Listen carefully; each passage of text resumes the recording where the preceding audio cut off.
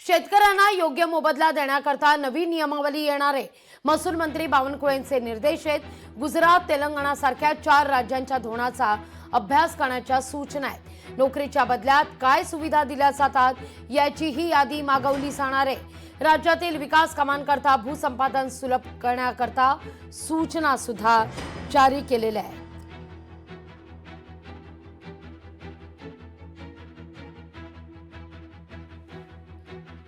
या सगळ्याविषयी अधिक माहिती घेऊया आपले प्रतिनिधी चेतन ननावरे यांच्याकडून। चेतन, अतिशय महत्त्वाचा खरं तर नियम होताना दिसतोय।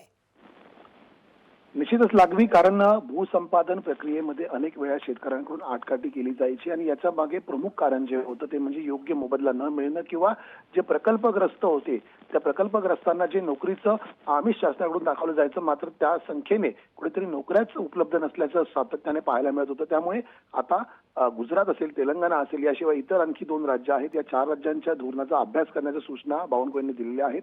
इतकंच नाही तर सर्व विभागीय आयुक्तांनी आपापल्या स्तरावरती नेमक्या आणखी काही नवीन योजना यामध्ये आणता येतील का, नवीन काही मोबदल्याची पद्धती देता येतील का, याचाही विचार करण्याच्या सूचना दिल्या आहेत, जेणेकरून शासनाचंही नुकसान होणार नाही आणि शेतकऱ्यांनाही फायदा होईल। त्यामुळे आता नवीन नियमावलीमध्ये नेमकं प्रकल्पग्रस्तांना आणखी काही पदरात पडतंय का हे पाहणं महत्त्वाचं असेल। अगदी चेतन, तुर्तास धन्यवाद तुम्ही दिलेल्या एकूणच सविस्तर माहिती करता। लोकशाही मराठी ऐका, पहा, जागरूक रहा।